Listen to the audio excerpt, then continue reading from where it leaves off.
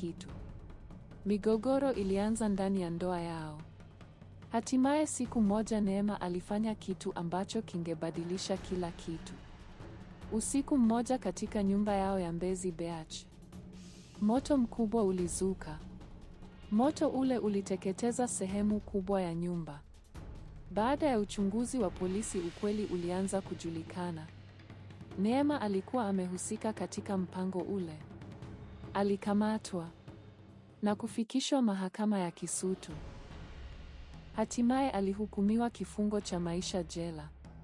Ndani ya gereza la Ukonga, Neema hakuvunjika moyo. Aliwasaidia wafungwa wengine kuelewa sheria. Wakamwita mama wakili. Wakati huo mdogo wake Baraka alikuwa amekuwa mwandishi wa habari katika Jioni TV na redio. Baraka hakukubali dada yake afungwe bila ukweli kujulikana. Alianza kufanya uchunguzi mkubwa. Alisafiri hadi Geita. Alihoji mashahidi. Alipekua nyaraka za zamani. Hatimaye aligundua ukweli mkubwa. Kulikuwa na mwanasiasa mwenye nguvu, Daniel Mhando, aliyekuwa nyuma ya mauaji ya wazazi wao. Kupitia vipindi vyake vya uchunguzi kwenye Jioni TV, Baraka alianza kufichua siri zile. Habari ile ilishtua nchi. Shinikizo la umma liliongezeka. Polisi walifungua tena uchunguzi. Hatimaye Daniel Mhando alikamatwa. Na ukweli wote ukaanza kujulikana. Baada ya ushahidi mpya kufichuliwa kupitia uchunguzi wa Baraka, mahakama ilikubali kusikiliza tena kesi ya Neema.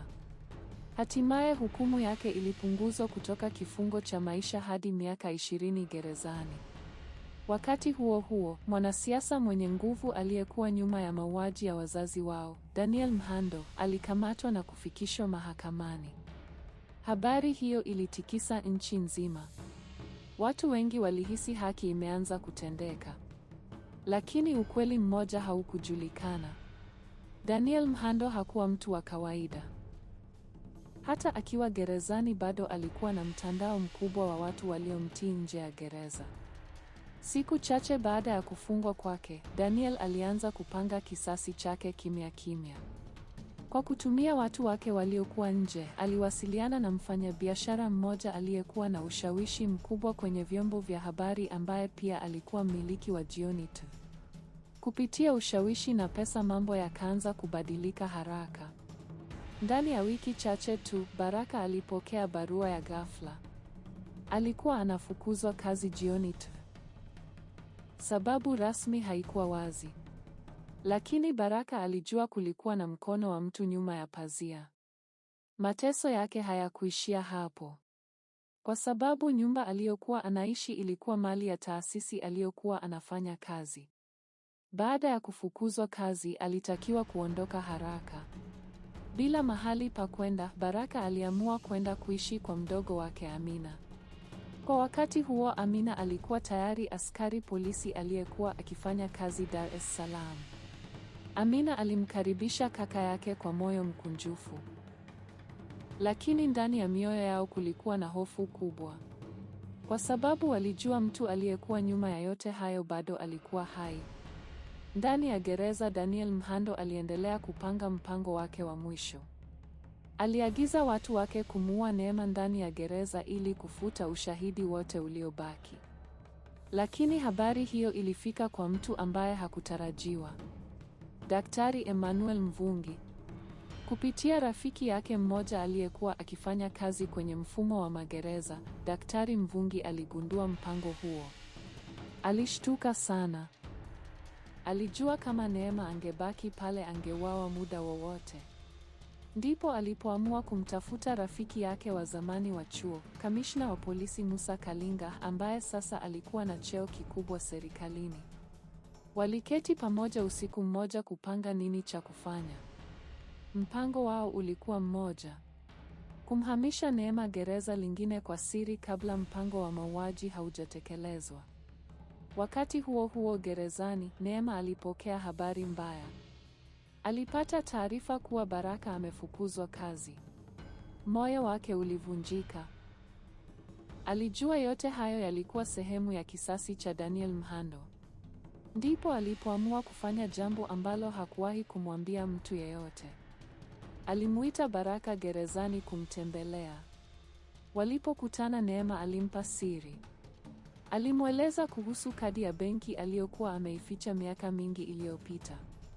Kabla hajachoma nyumba ya Kelvin Nchimbi, Neema alikuwa ameiba kiasi kikubwa sana cha pesa kutoka kwenye biashara ya familia ya Nchimbi.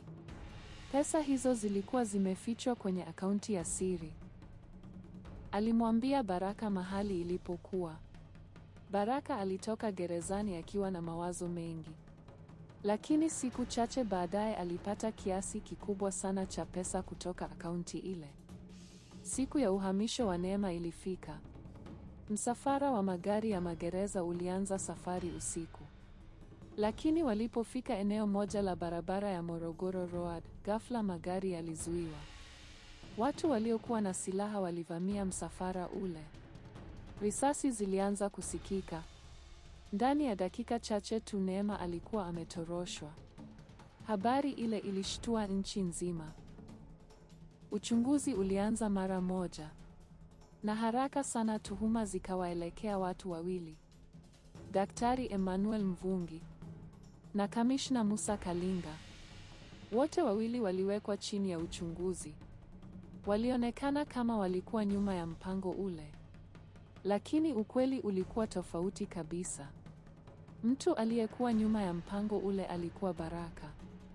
Baada ya kupata pesa kutoka kwa dada yake, alitumia sehemu ya pesa hizo kupanga operesheni ya kumtorosha. Alifanya hivyo kwa sababu aliamini kuwa dada yake hakuwa salama gerezani. Neema alipogundua ukweli huo alikasirika sana. Hakutaka kutoroka gerezani. Lakini sasa tayari alikuwa mtu anayetafutwa na polisi. Hakukuwa na njia rahisi ya kurudi nyuma.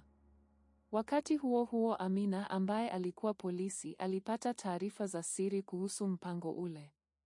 Aligundua kuwa kaka yake Baraka ndiye aliyekuwa nyuma ya tukio hilo. Hali hiyo ilimweka kwenye maumivu makubwa sana. Hakujua afanye nini. Awe polisi anayetekeleza sheria au awe dada anayelinda familia yake. Hatimaye siku moja Amina alikutana na Neema na Baraka kwa siri. Walizungumza kwa muda mrefu sana. Ndipo Neema alipofanya uamuzi ambao hakuna aliyetarajia. Alisema kwa sauti tulivu lakini yenye uzito. Maisha yangu yote yamejaa damu, kisasi na mateso, sitaki tena kukimbia. Kesho yake Neema alijisalimisha kwa polisi. Ukweli wote kuhusu kutoroshwa kwake ulijulikana. Mahakama iliamua kumrudisha gerezani, lakini kwa sababu ya ushirikiano wake na ukweli uliofichuliwa kuhusu Daniel Mhando, adhabu yake haikuongezwa. Daniel Mhando, baada ya ushahidi mwingi kufichuliwa kuhusu mtandao wake wa uhalifu, alihukumiwa kifungo cha maisha jela bila msamaha. Baraka hakufungwa kwa sababu Neema mwenyewe alieleza mahakamani kuwa kaka yake alifanya yote kwa nia ya kumlinda. Lakini Baraka alilazimika kuanza maisha mapya mbali na vyombo vya habari. Amina aliendelea na kazi yake ya polisi, lakini sasa alikuwa na heshima kubwa zaidi kwa sababu alisimama upande wa sheria hata ilipogusa familia yake. Na Daktari Emmanuel Mvungi, mtu aliyewaokoa watoto wale miaka mingi iliyopita, aliendelea kuwa mlezi wao wa kiroho na mshauri wao mpaka leo.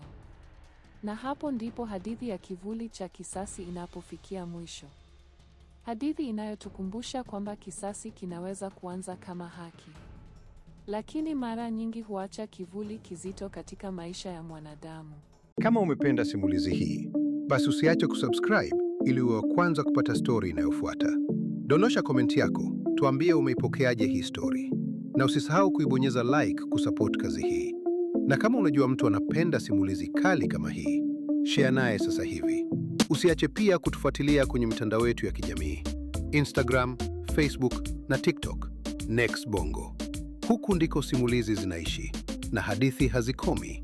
Next Bongo, simulizi zinazoishi kichwani mwako.